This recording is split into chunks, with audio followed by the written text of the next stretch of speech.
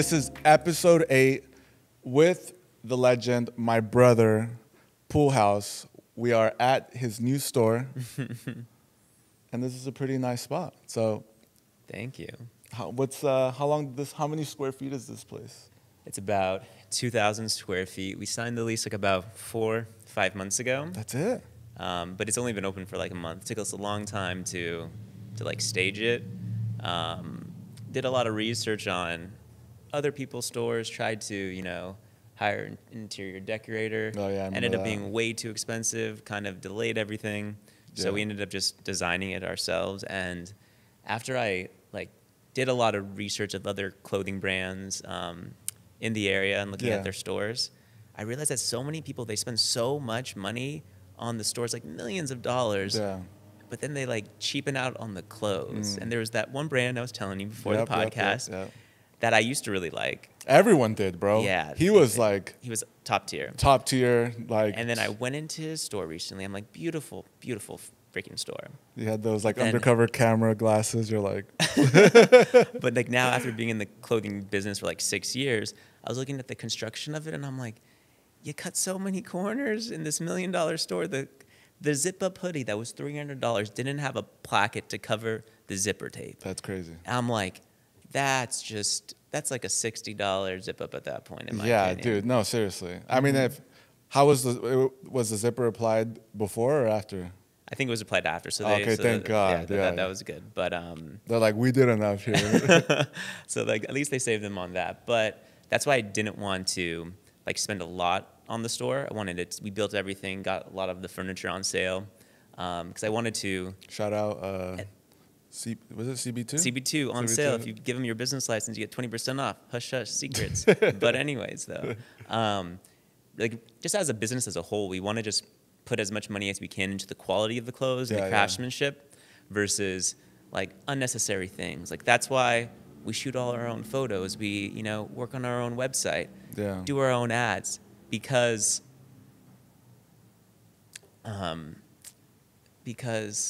not that those things are a waste of resources, but we're just allocating it to different things. Yeah. And I just really care about the fit and the quality of the clothes. And I always want to keep it here in America, in the U.S. And that's the biggest thing. I think people overlook that whole staying here, but it's but here's the other thing too, is that it's not just staying here in America, it's being ethical about who's doing it. Because I've seen sweatshops. Yeah.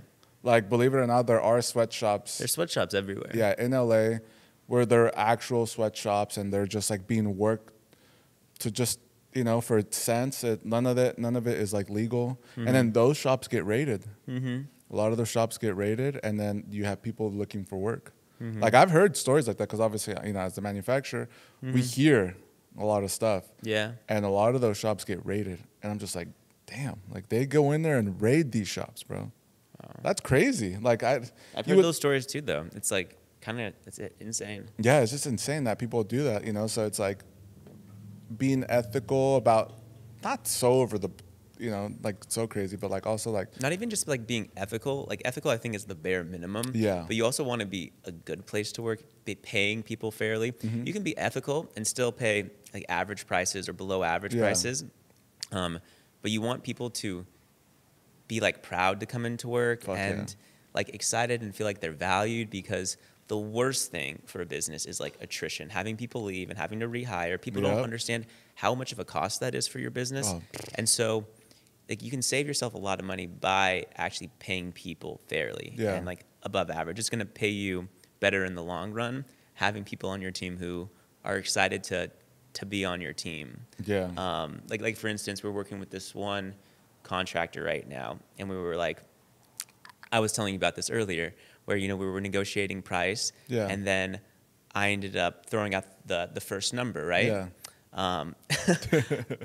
Mistakenly, but maybe it's actually a blessing in disguise, because I thought the number that I said was pretty fair as our monthly rate, and then immediately as I said the number, they got super excited, and I was like, dang, was that too high of a number? Maybe I overdid it. But then again, you want people to be excited about you. So if I thought that was a fair price for me and they're excited about it, I'm more than willing to pay that, because, like I said before, people are going to give you the quality of the work that they feel like they're getting paid for, if that Yeah. makes sense. So if they think they're getting cheaped out, they're going to give you a cheaper product or a cheaper service. Yeah. You get what you pay for. Yeah. And it's true. I mean, I think I'd rather have that reaction of like, oh shit, hell yeah, versus like, yeah, let's have a conversation. Like, I don't think that's enough. You know what I mean? I'd rather. You never want to be in that. Yeah. So I think what you did is just, it's the better position to be in. And then we were having this conversation where it's like, whatever it is that you feel is your budget for it, if the budget that you set for it and the price you give out is cool with the other person, then just leave it there. Yeah. Like, I think it's like when I was telling you about my wife was that she was like, oh, well, if you get a think- better deal. Then. Okay, well, this is okay. I was thinking about this the other day, and now that you mentioned this, I think it's a valid point if it's a recurring service. If it's a one-time fee, you probably should try to get the best price possible. But if it's a working relationship where you're going to see this person every single month, you do not want Valid them to point. feel like they're giving you a deal. Yeah. Because then they're going to cheapen out on whatever it is that you're asking them to do. Yeah, that's true, actually. You know, if I'm buying like a TV, yeah, let me try to get the best price on this camera or the TV. Yeah, because that's what it is. There's no more. There's no more. Yeah, But yeah. like the recurring things, that's where you don't want to cheapen out. Yeah, no, you're right. Yeah, you're right. I guess that's what Sid was saying. Yeah. Yeah, I guess that kind of makes sense. But then I'm just like, well, fuck it. This is what I wanted to pay. I'm fucking done. Like, Yeah. Then there's the time aspect of things too. yeah, and I don't want to go back and forth with you. It's just like, Yeah. No, I know. That's what I was trying to, like, as I mentioned before, you know, obviously I do all the photos, the editing, like most of the content, and trying to like outsource that to other people to try to get more people involved. yeah, And it's hard to like come to terms that probably, maybe, or sometimes you'll find people who do things better than you. Yeah. But there's certain parts in the business you have to eventually just hand off and kind of accept that maybe it's not done exactly how I want it, but if I'm the only one who's doing this, the business won't grow. yeah. So you have to kind of like let some things go, which is really hard, especially with like the content, I think. Yeah, well, for I me. think the content, yeah, it's your baby. You know, it's like the brand is the thing, but it's like what you've done is just curate the content. Yeah. So to have someone else step in those shoes, it's going to be like really hard to fulfill. But they're Yeah. not meant to fulfill your shoes or replace you. They're just meant just to kind of take over the job and do it their way. So that way you can focus on something else. Maybe you just have ideas for content. But the content is hard though, and the same thing with like the product design. You know, like we said before, getting Gabe more involved with like production and everything. Gabe's one of our team members. Shout Love out you, Gabe. Gabe. Shout out. Shout out Gabe. Fried sushi. But then it's like there's this one thing, and we've talked about it before. It's like really understanding what drives people to want to buy things and like how to design products that people want. And I think it's one thing that's really hard for me to teach because I think I grew up and I was always just like paying attention to the way people dressed and like so focused on like what was making me want to buy things, like the side profile of the jeans or like the certain fit of a shirt. Like I remember like our Los Feliz tee, which was fitted, actually was a reference from a t-shirt that I had in high school. Yeah. That me and my friends, we just loved the way it looked. We just got into working out, so we loved the way it looked on our arms. Yeah. We thought it made us look like we worked out, even though we didn't work out that much. Yeah. But It was, do you want to say the brand name? I think it's okay, right? no, I don't want to say it. But just know it was fitted and it was longer. it. Yeah, it was longer. Yeah. Hella long. Yeah, it was just like, but that was Justin the look at Bieber the time. era. Yeah. But that was the look at the time. But you we know? also had to make a bunch of other edits too, because as we realized, there was a lot of issues with the original reference. And that's also a thing too that people don't know. And then also an ongoing thing that you wanted to stop is that if there are any edits that need to happen, sometimes we don't catch them. Like you don't catch them. Because I'm not so picky, you know. It's like, but some customers, they point out these problems, which I'm thankful for. Don't get me wrong. Yeah. Please, like, make us aware if there's like things, because it makes the product better. Yeah. But I'm not the type of consumer who really is looking at the littlest freaking things on the product, like. Yeah, I don't want to like throw at ideas. Don't even throw any ideas. I don't want to throw anything ideas to make people start. Yeah, no ideas, but just know that people look at every single thing. Not everybody, but some people do. Some people do, yeah. Which honestly would just mean that your customers care that much, which is a good thing about Pool House product, and it's making the product better overall in the long run, which I appreciate, and I want to hear it. That's why I still read not all the emails, some of them, all of them. Yeah. Not all of them. Yeah, no, and it's true. But in the moment, you're like, oh, fuck.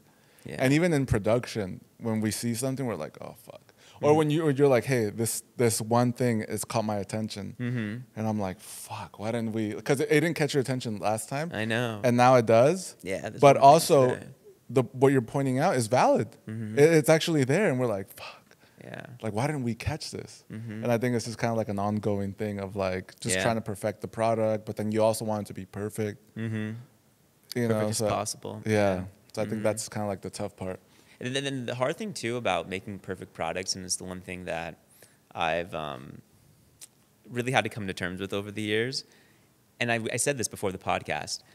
Every single like maybe second to last sample that we make for any of our products is always perfect on my body. Yeah. But I've had to like train myself. No, Andrew, you got to make one more edit past the one that's perfect for you. Yeah. To make it perfect for the customer. And so there's always like a little thing that I tweak after we make the sample that's perfect on me, if that makes sense. Yeah. You know, like the jeans, I'm not the tallest person in the world, so I have to make them a little bit longer than, what is it?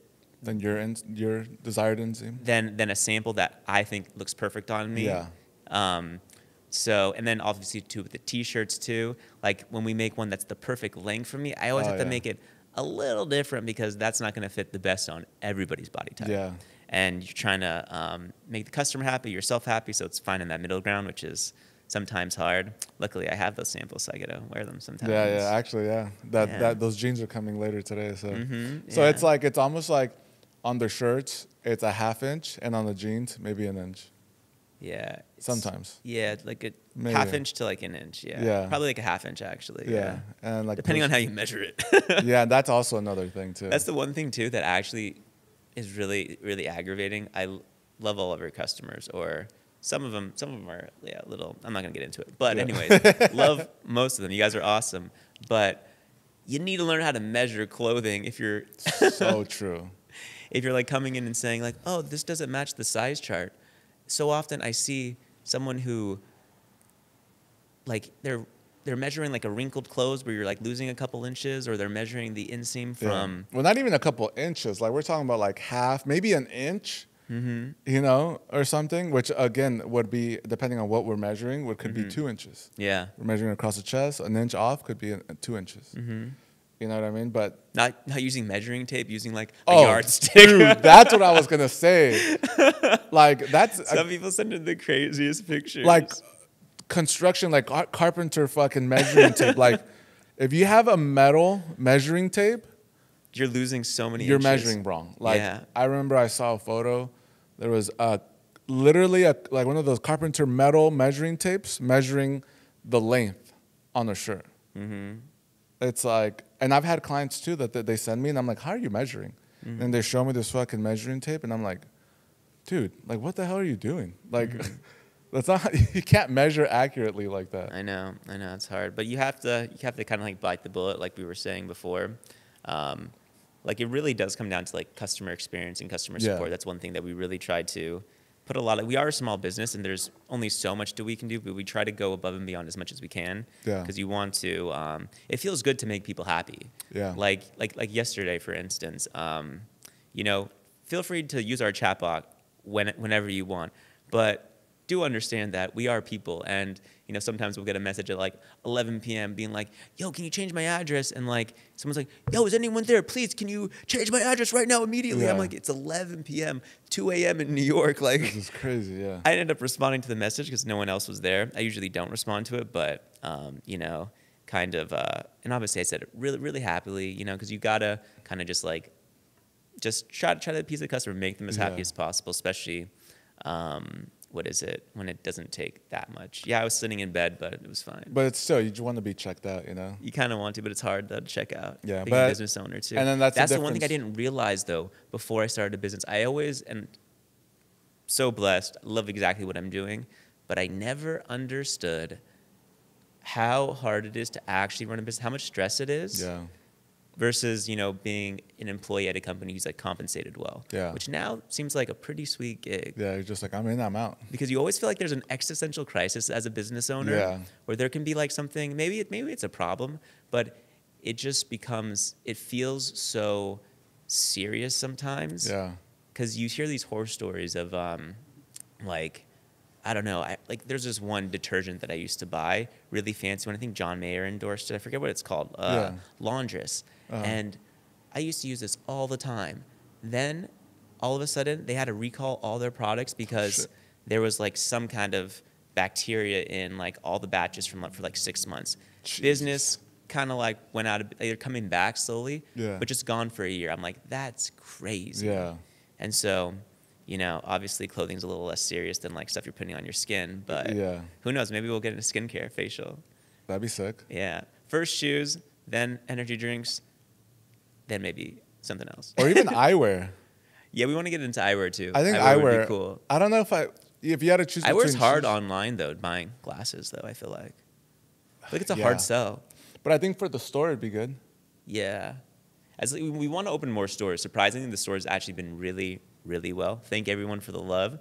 Obviously, social media brings in a lot of traffic. Yeah. But we're located in the Arts District in Los Angeles. Fire. And, like, the store, a lot of people come in. And, you know, we're getting a really good rate for it. So it's kind of paying back the rent so quickly that I'm, like, super surprised about. I'm like, wow, maybe the retail format can work if you have a social media presence. Yes. Maybe it's not as outdated as everyone thinks. No, that's what the point is that people miss it used to be just foot traffic, and then you would pay, be like, oh, you're here. Yeah, because so we don't have a lot of foot traffic, but we get a lot of people coming in. Exactly. It's because your social media, and then now in this day and age, it's your social media presence, your connection. Yeah. And then if you if you build it, they'll come. Then that'll work. Yeah. But it starts as social media first, not like Has to. before it was like no social media. It's like you build it, they'll come. Not that was dated, so that's why brick and mortar stopped working. But now it's like I think it's very challenging though. Like we already want to, like, this store does really well. It's obviously our only store right now, so it pretty much drives all the social media track. If you want to try clothes on, we want to open another one. We're working on opening another one in New York, and then the West Side. Yeah. I went out to Fashion Week, just like looking at some of the retail stores out there, and that's actually where we started the brand, was in New York. A lot of people ask the questions, like the connotations, and we fly back a lot. We do a lot of work over there too. But the first store was here because we wanted to test out how do you manage inventory at multiple locations in an area, especially like the rent in the Arts District isn't too crazy. Yeah. Because it is so astronomically challenging to figure out how much inventory should you be shipping to the store, keeping at your warehouse that you can sell online. Do you sell the stuff at the store online? If you do, how does it get shipped out? And it is a nightmare in logistics. And there's like these softwares that are hundreds of thousands of dollars that I never thought we would be using to like automate all the logistics or keep it just more holistic where all your inventory is. Yeah. I don't think we're there yet, but now I understand the practicality of those softwares. Yeah. Like NetSuite and all those things. Or like there's some other ones too. Is that like how you would everything would have like a SKU, and then you would like we need SKUs on everything. That's the one thing. Yeah. It's hard though. The team is small, and I keep asking them to do that, and I understand like we're really busy. Like it's a blessing too. You know, it just keeps growing every single month. But that's one thing I think we need to start doing is having like barcode scanners. I don't think that's like such a big undertaking. You have the scanners, and then the scanners get updated to whatever software, right? And then it's not a big undertaking, but it's only going to get worse. I mean, it's not big and it's not small because you have to like add a SKU to every single product and then obviously create the barcode. So there's a little bit of that. It's only going to get harder as we get more products to the catalog. Exactly.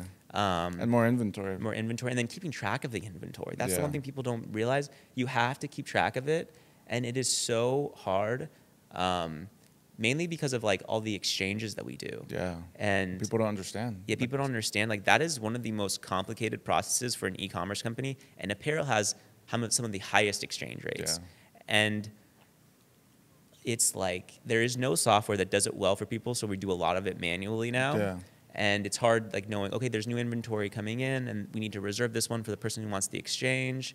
How do you go about doing that? So it messes up our numbers, but you need that stuff in check for taxes. Yeah. Because what people don't realize is that you get taxed on unsold inventory at the end of the year. Yeah. So you need to have very clean books. You can't like invest. You technically can invest in an American like manufacturing or a American company that manufactures products in America, because you get taxed on that inventory until it's all sold. Yeah. So you really can only invest it in like other things, whether it's like machinery or equipment like cameras or possibly a store like this. Which is crazy. I would have never thought. I mean, Yeah, you'd think that there would be tax incentives for like an American-based company that makes products here in America, but there isn't. So if it's actually really fun. But here's the thing. So let me try to understand. So basically, if you were your own manufacturer, it would kind of go a little bit against you. In terms of not the machinery, you'd be able to deduct that from your taxes, but any unsold inventory. So the reason why you're paying taxes on it is because, you know, you're deducting all of your expenses at the end of the year from like your profits. Mm-hmm. But the cost that you spent on manufacturing the clothes, on the fabric, you can't deduct that from your liability, your tax liability, until it's sold, because it's considered an asset. That's crazy. So let's say you made $100,000, but then you have $100,000 in inventory that you spent on. Yeah. That's still in your warehouse. You got to pay money on all that $100,000, even though you spent probably $200,000 that year to sell that $100,000. If that makes sense. Yeah. Which is a really like fucked up part of the crazy U.S. tax system. Yeah. Damn, that fucking sucks. And so that's why you really want to. That's why a lot of people do those end of year sales.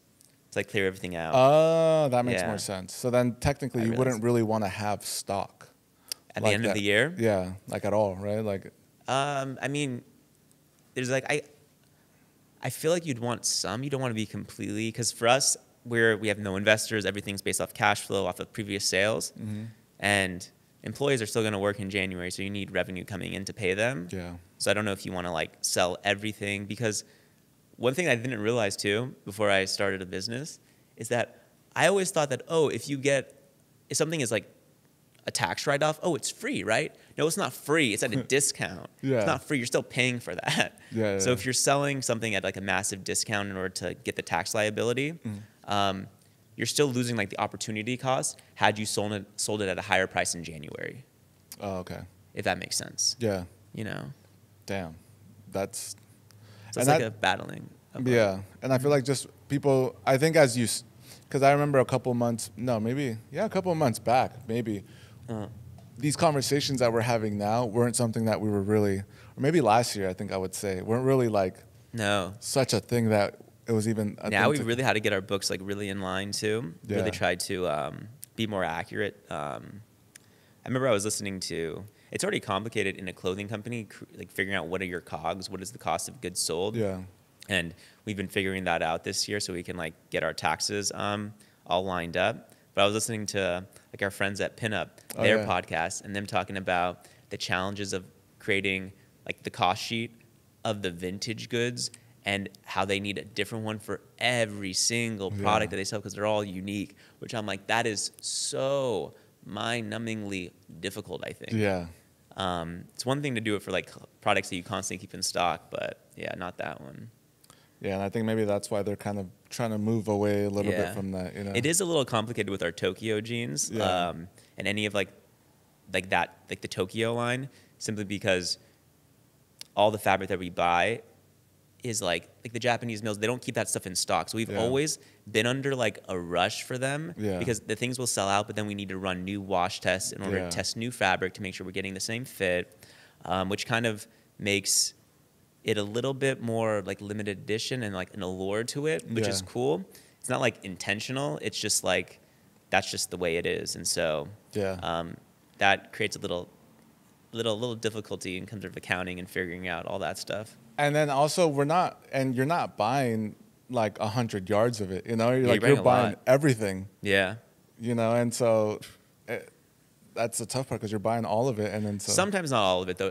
We buy a lot, you know, now. But that's the one thing too. I was talking with Gabe yesterday where it's like, okay, why don't we just like make more, of the Tokyo jeans or the Toluca jeans Yeah. or, the Larchmont X, Y, and Z. And I'm like, yeah, I wish we could, but do you realize we need to put in these deposits? We can't just like order however much we can to Yeah. meet the demand. Even if we could sell 10,000 like in this week, we don't have like the money because our profit margins aren't crazy. Yeah. They're actually very, very like, they might even be below average, to be honest. But I'm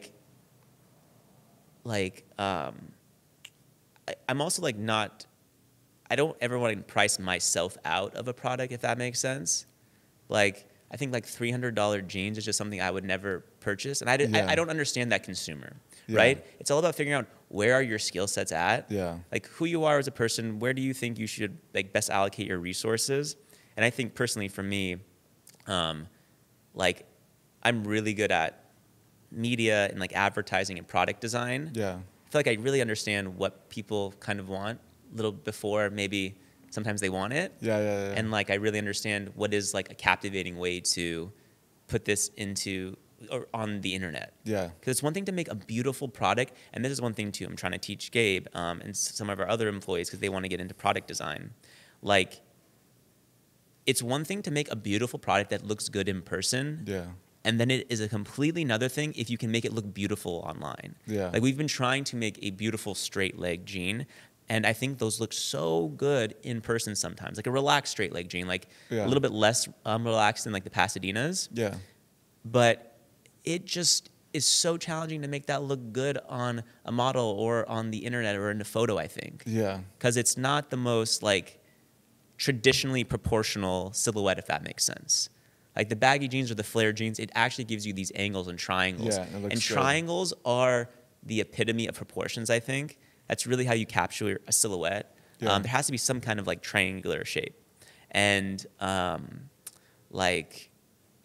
that's the one thing that I think you really got to think about for product design. And then also, now that we live in a new world, one thing I keep telling Gabe too is like, okay, we can make a beautiful product that even looks good on our models, but can the average person film a video or take a photo and have it look good? Because now we're in the age of people posting TikToks and Instagrams of them just doing their fit checks, and you want that exposure. And if they can't film a video that looks good on them, there's not a good chance it's going to become like a popular garment in the market, in my opinion. And so that's one thing that I'm always thinking about. Like, have I seen people been posting this, and does it look good for the average person? I'm the average person, you know? So like, can it look good on me or blah, blah, blah, if that makes sense. Yeah, but I think it's also, I think the part that people miss is that you do something so simple, it's very complicated. Super complicated. Right? You're like, they're like, well, what's the big deal? It's just a jean or it's just a t-shirt. Right? Yeah. And it's just like, it's just a simple t-shirt. But there are certain things that you do and that you like about, and certain decisions that you make. Like I think the one that really put it in was that the Los Feliz loop wheel. Minor tweak on the fabric that we were already using for the Larchmont. Minor tweak, and then the shirt like transformed to like night and day. Yeah, isn't it kind of crazy? Those shirts sold out in a day too, which was I was so hyped about. But that's what I'm saying. A brand new product. We've had products out in a day, but never a brand new product that we've never released before. So I was super, super hyped on that. Thank you for the love, everyone. Yeah, no, we're talking in 2 weeks. Yeah, seriously, it's in the works. Yeah. But I think something so simple, and I think that's the hard part for anyone, even any of your team members, to understand the simplicity behind it, but also the science behind it. Because you just made a simple decision of like, hey, I think this would be a good move for the shirt. We also did a minor tweak on the collar. And the shoulder too. And shoulder. Small and that was tweak it. on the shoulder, Yeah, and that was it. And then the shirt like worked. And the whole new shirt, you know, and I think that's the part that as anyone can't understand. It's like taste, right? It's like you know how they say you can't buy taste? That's what I'm saying. It's like the skill set that you have, you can't just like. It needs to be drilled in you by like some kind of like, I feel like hardship in like your childhood. Your childhood is so important. Like, what were you interested in? And then like kind of, what were you being like criticized for, I think, as like a kid? Yeah. I think. Yeah. I remember always getting like picked on for like the way I dressed or like a certain way that I looked, had bushy eyebrows because I was like Arabic, Middle Eastern. And so I was like always fixated on like my style because of that. Yeah. And obviously I was into skateboarding. That was like very stylistic. Yeah, definitely. So I just like was nonstop just looking at clothes and looking at fits ever since I was a kid. Like, and I think like that's how you get taste, you know, like ingrained in you. I don't know if it's something you're born with. I think it's a lot of things. I think environment has a big thing to do with everything, you know, like just, like you said, experiences and like things that you do. And it's just like it creates this thing. You're like, yeah, that looks good. That doesn't. Maybe it is a little bit of biology in it too, now that I think about it. Why? Why do you say that? Because I feel like my grandma, she has a lot of style, and my like, like my mom has her own style for her like era. Yeah. But see, I would say still experience, right? Because love you, mom. Love you, mom. You have great style. But see, that's all stuff that you see. Right? Like, it's like for me, my grandma was a sewer, a seamstress, and then so was my mom. So when I wanted to get into sewing, they were like, oh, really? I have a sewing machine here. My grandma even had a pattern. It's like a patterns curve, like, which is just like a scoop. Like, it's basically, it looks like a circular thing, and then it goes out like this. Yeah. And then you can make hip curves and armholes, shit like that. She had one when she went to school in Mexico, and it was made out of wood. Yeah. Wood, bro. That's wood. crazy. You know, it was like wood like this thick, and that's what they used in class. So back in fucking, I don't know, 70s? Yeah. You know, she's old. That's crazy. And then so maybe it's like stuff like that that's like a little bit engraved in you, but or like, you know, but you just see it, but you don't think about it until the time comes and you're like, oh, yeah, no, that looks good, or that doesn't. Or I'm like, oh, yeah, sewing's cool, or oh, yeah, that's good quality and that's not. Isn't it kind of funny, like slowly understanding what's quality and what's not? Yeah. Yeah. But I was going to say something on the development side. Apart from everything that you just said, you know, making sure that it looks good online, making sure that it looks good flat, making sure all these little things, after you get all of that stuff done, right? So you have to teach your team, you know, we're talking about Gabe, he has to understand all these things. At the very end of that, it's a good product, everything's perfect, then it comes the manufacturing side. Which is the part that you always talk about with him. You're like, well, we can't do that. It's going to be too expensive. And then because you can't just design any product you want. Yeah. And be like, yeah, I want it to have 10 pockets. Because some people aren't going to appreciate that too. Yeah, they're not. And it's not about like not wanting to spend the money. It's me not wanting to spend the money that the customer doesn't want to spend. Exactly. You know, they don't really care if it has like there's like certain like little finishes too, like that they're just like so unnecessary. Yeah. That nobody even like gives us like shit about, to be honest, to be frank. Yeah, no, honestly. And so I don't want to spend their money that they don't want to spend. So I'm always thinking about that. Yeah. You know? And then that's something that you have to learn from experience of being a manufacturer and like or not a manufacturer, but experience of just being, you know, in your position, because you think about everything. And then once you made the decision of like, okay, it looks good here, flat, blah, blah, blah, and the cost is right, then you go ahead and sell. Yeah. You know, or it shows up here, you know? So like all that has to be considered. You can't just make shit just like, fuck it. Yeah, exactly. Like for instance, even with the like the wash of our jeans. I know, you know, Gabe made like that like that mud wash one that just looks really crazy cool. That's like a $60 wash, and I'm like, I don't know if people want to spend an extra $60 on it for that. Maybe they do, maybe they don't.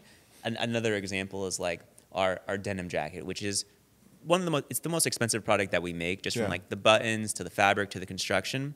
But then there was like one thing, we removed the front pockets on it, right? Yeah. And you're like, oh man, that makes it that's like the traditional denim jacket look. I'm like, nobody uses those front pockets. Yeah. They actually look kind of ugly. Yeah. And I kind of want this to like look more like a traditional, classier jacket, kind of like level it up. Yeah. So I'm like, why do we have to be by tradition? Just because they're all like that, we have to waste money and like waste the labor for something that nobody cares about. Yeah. Yeah, nobody. I've never put anything in those front pockets. For the if anything, jacket. But we do have 4 pockets though. Two on the outside, 2 on the inside, so that's great. Yeah, and I was gonna say is that on those denim jackets, even mine, I only use the inside pockets. I don't even use the outside. I love the inside pockets. They're great. Great, bro. They're not even meant to be pockets. It's just by construction, but they ended up being pockets just because I was like, okay, I want to make sure that this is a feature. I love when jackets have that. Yeah. I love it, denim jackets, when they do that. Yeah, no, me too. And that's what I loved about the Levi's, but I don't know if that was intentional or not, but it just worked. Worked really well. It worked. And then so when we made yours, we made sure that we did what we needed to make sure that it looked clean and the pocket was there. Yeah, beautiful denim jacket. I love it. Oh my goodness. Yeah, now I'm excited for the indigo one. Yeah, the indigo one. Indigo one, yeah. And then you could do, what is that called? Where it's like denim on denim? Canadian tuxedo? Yeah. I think that's going to be really cool. I think that could be kind of cool. The next band of indigos too. Yeah. That's the one thing too. It's like thinking of like the upcoming products and stuff and trying to innovate on what we already have, but then also too, because we like gotten to a size where it's also hard for me to understand how popular we are because, we post a lot of things on the internet. That's why the store is cool because we get to see you people. Yeah. It's probably like the coolest part of the business besides like making clothes that we love. But, we've been getting like really popular over the past year, and you have to like be willing to kill your darlings. I said this in a video a couple weeks ago. That's why I was really nervous to make the Loop Wheel Heavyweight Los Solis muscle tee, because I thought, oh dang, maybe it's gonna kill our original product, which now I'm like not too worried. I still love that shirt. I was making a video about it yesterday. Yeah. But you have to be willing to do that in the business. What shirt is it? The large amount? The Loop Wheel Los Solis. But what shirt were you worried about? The original Los Solis. Oh, yeah. Because I'm like, oh, maybe this is too great of a product that people won't like the original one. The original one's still fantastic. I still wear it all the time. Yeah. They just have different purposes. One's Exactly. for going out. One's more like casual. Yeah. But like I said before, you have to be willing to kill your darlings, and that's why we're trying to like make new jean styles that aren't just baggy. Yeah. Maybe like a classic relaxed straight leg. Oh yeah. Because you never know where the market's going, and I never want to like be known for just one thing. Yeah. I take a lot of inspiration from like the good days of American Apparel, or even of like Acne, their marketing, their product design. I take a lot of inspiration from both of those companies, Acne and LA Apparel. Yeah. Or not LA Apparel, American Apparel. But I think the biggest downfall of them, I love that they made everything in America.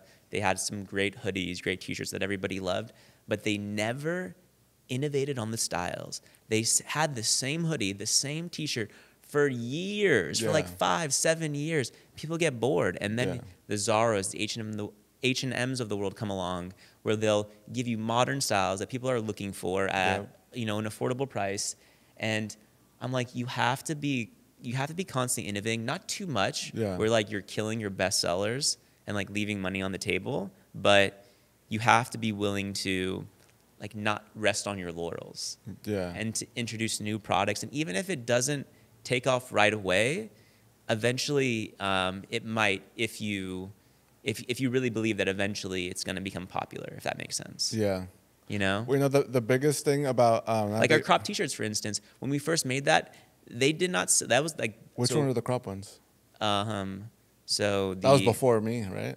Yeah, so it was like the Venice crop t-shirt, and then the Silver Lake one. Oh, the Venice. I just saw the Venice. But then the Silver Lake came out right after that. It still took a while for the Silver Lake. Silver Lake's one of our best sellers now too, but it took a really long time for it to pick up because people, they weren't into the crop t-shirts yet. Yeah. But then we just constantly kept like making content on it, marketing them, and then eventually the market started to understand that, it makes better proportions. This is the kind of t-shirt that I want. And so and then now it's maybe considered boxy. The Silver Lake? Yeah. I think it's like subtle boxy. Yeah, no, but you know what I mean? But like compared to everything else, it's like now considered boxy. Like, but it's not really boxy. It's not that boxy. But that's why I love the word subtle. Yeah. We have a subtle flair, subtle boxy. Yeah. Subtle crop. Yeah. Because you always want things to be like people to be comfortable in the clothing, and it's not to be so outrageous where you feel weird or self-conscious. Yeah. And I know people make fun of us for using the word subtle, but I love that word. Yeah, I mean, you just need a little bit to make it spice it up. Yeah, it doesn't. You don't have to reinvent. And I think a lot of people try, especially the newer people. Yeah. When they're designing something, they always try to reinvent the wheel. Yeah. Like, it needs to be so different from the market, and then that makes it really hard for people to buy because it's like it's too much. Yeah, because I don't think I'm an innovator, or I don't think I'm a great engineer. I do think I have great taste, and I'm very fucking specific. Yeah. And really analytical. And that's actually why clothing is really good, because a lot of people think it involves a lot of drawing, which we've had this conversation too. No, it is not. It's about being precise. It's about the measurements. What's the leg opening? Yeah. What's the body length? What's the sleeve length? Like the collar width? And it's really a lot of math. Yeah. And so and precision in the measurements. Yeah. And that's what you should be giving a manufacturer or whoever you're working with. Yeah. And then a reference sample for the finishings. That's what Yeah. you need too. Yeah, that too. I think I think it's that, and then the manufacturer needs to be like understand what the fuck you're saying too. Yeah. You know. That's why locally made. That's why we make everything really close to us, like 4 blocks away, maybe. Yeah, because I mean we could walk. we could walk. I do walk. Yeah, oh yeah, I you walk did Chloe that. there. Yeah. I walk our CEO Chloe over there. Yeah. But You did. we make so many samples in order to make sure that we're getting the fit that we want. Yeah. And you cannot do that overseas. I don't care what you say. Yeah. Like, it's natural human proclivity to not want to just like people want speed. And if it takes you another month to see sample number 3, you're just going to settle. Yeah. And that's what I see so many other brands. The fit is almost there, but it's just like a little bit off, because I know it's a laborious process to make samples and and it's seasonality, it's clothing. If you have to wait another month, you're going to miss the season. I mean, we run through samples like Quickly. fucking fast. I mean, no, not just time wise, but I'm saying like we run through a lot of samples. Period. Like we test out a lot. Like you know, just this week we had maybe 3 samples on the one Los Feliz Long shirt. sleeve, the Los Feliz. Yeah, but even on the Los Tokyo Feliz jeans. So just to put it in perspective for the people, it's like for the one garment, the Los Feliz, we made 3 samples because we were on the fence about That's already length. That's already after the first 5 for the original one. Yeah. So And don't get it take into it account. wrong. It's not like we're sewing. It's like there's a QC thing. It's just that you make adjustments of like the length. It's like, oh, actually, maybe this looks better than the other, which is normal, because then you start to realize, hey, actually, maybe I do want it shorter, or maybe I do want it longer, or what's the in between. So that kind of stuff needs to happen. And if you're so far away, then how do you make those edits? Like if I was like in China or whatever, it's like, how are you going to make those edits? Yeah. You have to be like, hey, dude, actually, give me 2 samples, and it's going to be like a couple months. Couple months. I couldn't imagine that. Where it's just like here, it's like, hey, crazy. actually, on the fly, you actually realize that maybe you want to adjust the length. So it's like, okay, well, let's make the adjustment, you know? Yeah. And then we're able to do that, and that's just one product. You know, it's not like... And imagine like color matching too, like overseas. I couldn't imagine that too. Yeah. Oh my goodness. There's one thing I wanted to bring up. I think it was something you were saying about, you commented on someone's video that we like mutually follow, and he was like complaining about, why is the production never the same as the final sample? And I wanted to comment, I didn't, because you didn't give them a reference. You gotta give them a finished reference. Oh, like a final sample. Adam Small. That's who it was. Yeah, that's who it was. Because he's a great guy. Yeah. He's super cool. But he was complaining that, or he was venting, should I say, about his manufacturer, that he gave everything was okay, and the development and then production was night and day. Yeah, that was the video, and so he was just ranting. He's like, "Why is it like that?" But I haven't met him too, and like the reason why I said what I said, because in the beginning when I started making clothes, I didn't realize how important it was to make sure that they always have a final finished sample reference to like match the finishing, to match the colors, to match where the label is supposed to be, and then that created so much problems at the beginning. But now I make sure that there is a finished version. This is exactly how we want everything to look like. And then that just cleared up so much. There was no room for confusion at that point. And if there is, then something happened. Yeah, then it's their fault. Yeah, then it's their fault. It's like, hey, look, this happened. We overlooked it. Yeah. But there's accountability there. It's like, what happened? Like, here you have the sample here, you know? But a lot of people do miss that part. A lot of people do miss it, you know? They do miss like giving the final reference.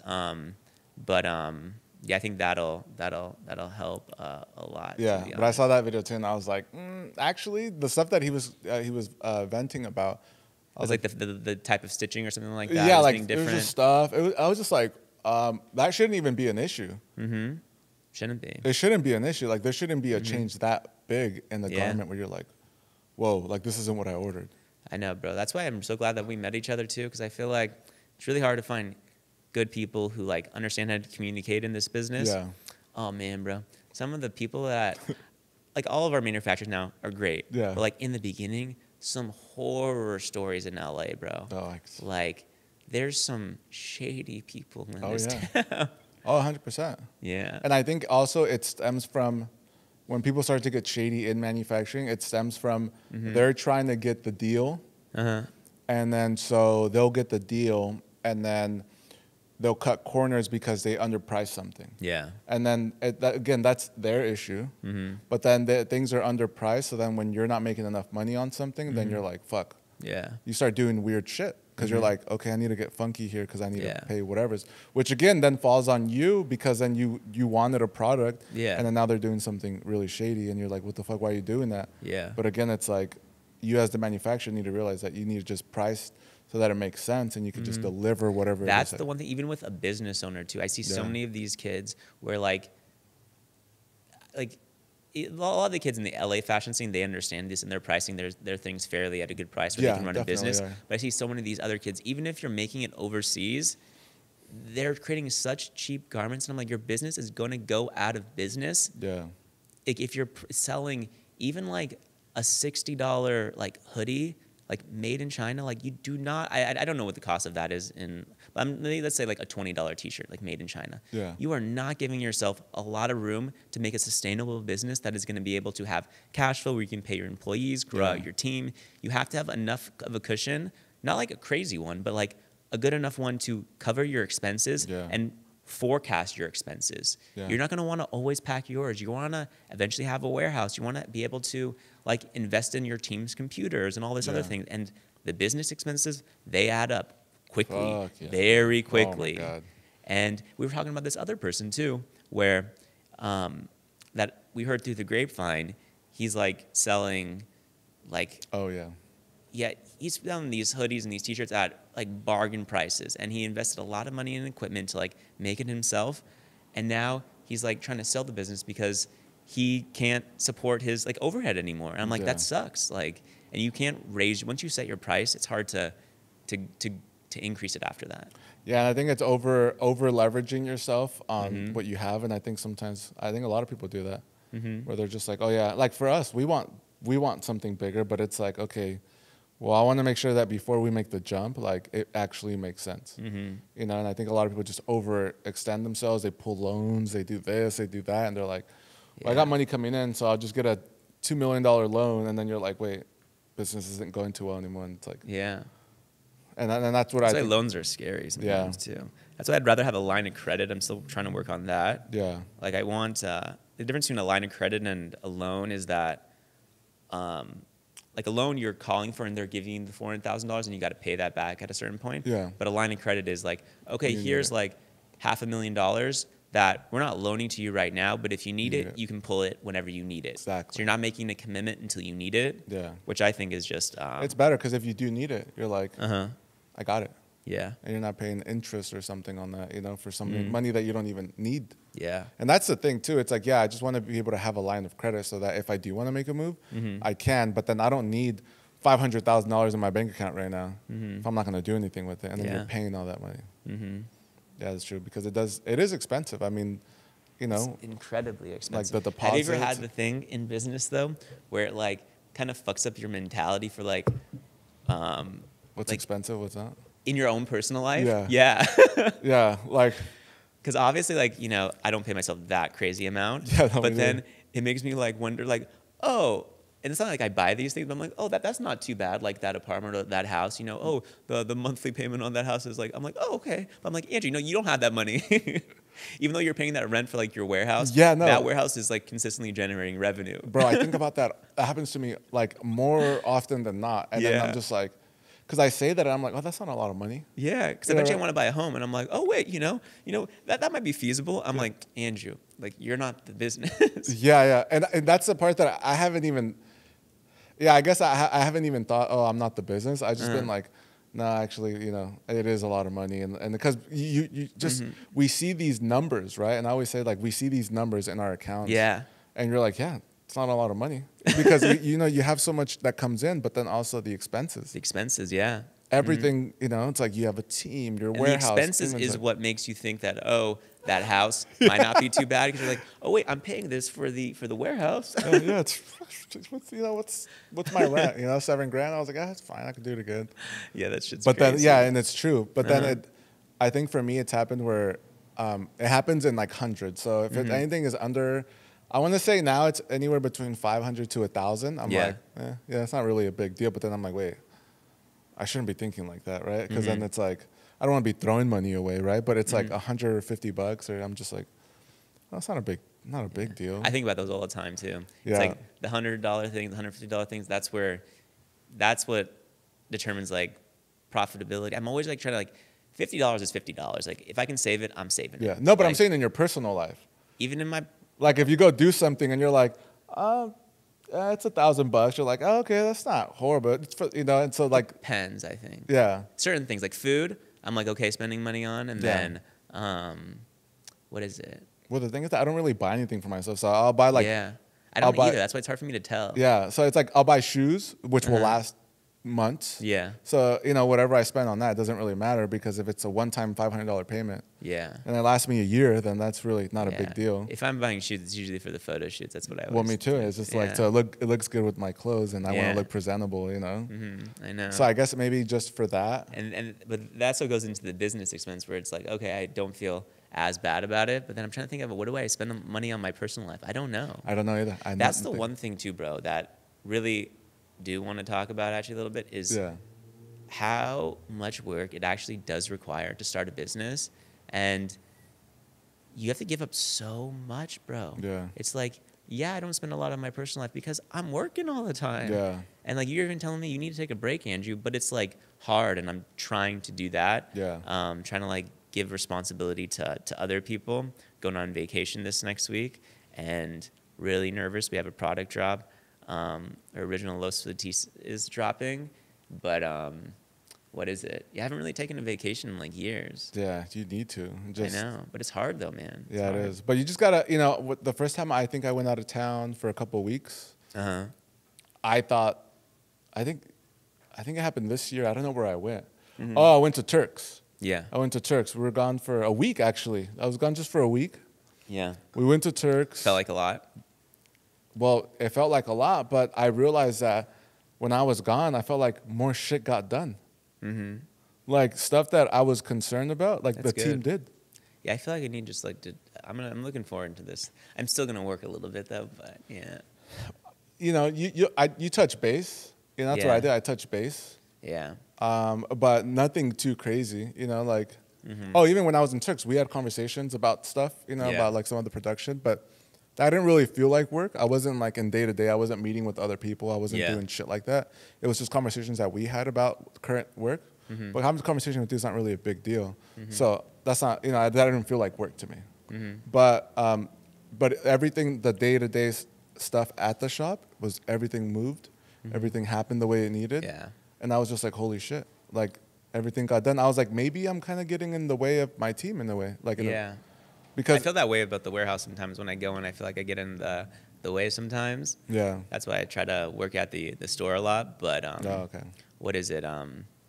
Like I want to get to that place, but as I mentioned before, I got to figure out some way to like hand off more of the responsibilities, and that's why trying to work with like an ad agency now, trying to train like some of my employees to help with the content, because I'm the one who handles that. Yeah. Because like I'm so passionate about it, but if I'm not making that stuff, the revenue isn't coming in, and so that's how you feel.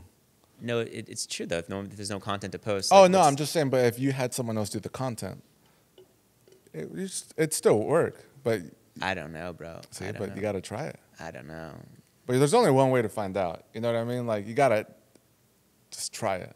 But you could guide someone like Jacob, right? Jacob's really good. Yeah, I've been trying. Yeah. Yeah, I think even if he were to just do it, he'd figure out his own rhythm to do it. Because again, no one wants to fail. Especially, you put someone in a position because you see something in them. Yeah. So whatever it is that you see in him, he doesn't want to let you down either. Yeah. So you just got to let him just... It's not perfect, bro. I mean, I have Erica sometimes, my assistant, and she'll do stuff that's great, but also sometimes in the beginning, she's doing stuff that I didn't like. I was like, I would not do it like that. Yeah. But you got to give them that space and ability to like struggle, and, it's not going to be the end of the business, but... It's not going to be to your favor at the moment. The goal of the store was just to allow people to come in and try on the clothes. Yeah, and I think it's like an important thing, especially in clothing, for people to have the space to try things on. Because there's so many consumers who only will buy things in person. Yeah. And I really have a good feeling about just like store expansion and not wanting to like pay super high premium prices for like the retail spot. Yeah. Really trying to figure out where's like some cool hip areas that aren't super saturated. Like I don't think we would ever go on Abbot Kinney or even like Soho, but Yeah. I'm thinking more of like Lower East Side or like in New York or like Silver Lake's kind of a little too expensive, and it's also really close to the Arts District. But Yeah. it's yeah, probably a second store somewhere in the West Side. Haven't figured that one out yet, but Yeah. yeah. And I think, and maybe it's easier, it's better for you anyways, or any brand, right, to have a little bit of a storefront-ish, because then you're probably going to eliminate some returns because you get to try it out. Exactly. Yeah, that's the point of it too. I think it's really, really good for that. Yeah, that's true. Yeah, definitely. I feel like Pool House can go anywhere too, bro. I'm trying to get into so many other products too. Yeah. Well, I think with the store, you can have just products that are just meant for the store. Like the sunglasses would be great just for the store. Yeah. You know, when you get into shoes would be a thing. Yeah. I think all those little things, you know. Energy drink. Energy drinks, you know, Pool House energy drink. Hell yeah. Yeah, no, I think that'd be cool. So then, all right, so then we have the store. So what else is next for us, right? Like, you want to talk about anything that we're going to be dropping, or? What do we have? We have our new Black Tokyo jeans that are restocking. What is it? November 7th. I think that's the date. Yeah. Still finalizing that. Going to be doing a restock of our Loop Wheel Los Feliz tees. We got those twisted Tokyo jeans that look pretty sick. Those are sick. Really excited for that. More on the raw edge, like raw denim look. Yeah. Yeah. And then what else? Just trying to take it one day at a time. Like business is crazy, so you kind of can only forecast. Trying to get better at forecasting, like plan things like months ahead. Yeah. But I think we're about like 4 to 6 weeks ahead of schedule. Or like we're thinking that far ahead. Yeah, we definitely are. Trying to get to that like 2 month to 3 month mark. That would be ideal. Yeah. I think right now we are like, I think like 6 weeks right now. Yeah, I think anything more than 3 months is a little too like you miss opportunities, I think. And so, but I think like 3 months would be like the perfect kind of time. Right now with our like the way that we had our conversation, we're 6 weeks. Which is like good. we're locked in 6 weeks. Like we already know what's gonna happen. Trying to get more organized, plan those drops more accordingly. Yeah, have more inventory. You know, it's like where it's like. Yeah. I think this rhythm that we have the 6 weeks is great because it's like drops, sells out, the next one's already in the works. Yeah, it's into works, and then it's like 1 week after that, boom, it drops, and then it's again. So in that way, it's like. And I like that too. You know, I know a lot of brands they'll order like 10,000 units all at once, but like clothing is so finicky, and like sometimes you want to put a product out into the market, see the feedback, edit it a little bit, and then if something like the one thing that people don't understand is that yes, you can buy the same fabric, but if it was knitted at a different time, if it's not in the same lot, you have to run different shrink tests for that specific lot. Yeah. And so, like, there might be if you're doing 10,000 units, there's going to be a lot of variations in sizing. Not a lot, but there's going to be some. Oh yeah, for sure. And the only way to like eliminate that is to do things in smaller batches where you're running shrink tests for every single lot. Yeah. It's true, and also just cutting too, just from a manufacturing point of view. Yeah. It's like you can't cutting that many does become a little finicky because then they want to cut more at the same time, but they can't. But then also you have all these things to cut. So and then that's where things kind of grow and change in size because now you have a bunch of fabric, you know, on top of each other. Yeah. And then if it's not rested for the right amount of time, maybe they did it just right before, then the fabric weight will then start to stretch out just a little bit. So then it could be good on top, and at the bottom, it could start to grow just a little bit. Yeah. And then that's stuff that a cutter controls, but then also, you know, you're kind of limited too because then you have to have it rest for X amount of time, but then also you're on a time crunch. Yeah. And then you have a bunch if you're doing 10,000 units, that's a lot. And then that takes up a bunch of space, you know, because you have to lay down the fabric. Yeah. So all these things could change. So it's like, I think the way that we're doing it now is like, I was thinking about it too. I was like, yeah, we should do more units, but I was like, no, this makes sense. We do a handful, which is, you know, we're talking hundreds, right? Yeah. We're not talking about like hundreds. And then right after that, boom, we do it again. Then we do it again. And we do I it love again. that process. Yeah. It's also way less stressful on me. Like sending a PO for just like thousands of units is just so astronomically nerve-wracking. Yeah. I'd much rather like do, do small batches, like small batches is like, 700, 900, but it's not. Which is still small batches for, like Yeah, in the scheme of like clothing. Yeah. Right? Like that would still be, some people are doing like 10,000. That's like, or like 10,000. 1,000. You're like, oh, that's nothing. For us, it's a lot, right? But I think those batches are like perfect, because we're able to control more. And then when you want to make a change, like on the Los Feliz, we made a minor change from one batch to the other. Yeah, thank goodness. Like people may not notice the change, but there was a change from one batch to the other. And then if that change was bugged you enough, then you wouldn't be happy with the 10,000 units.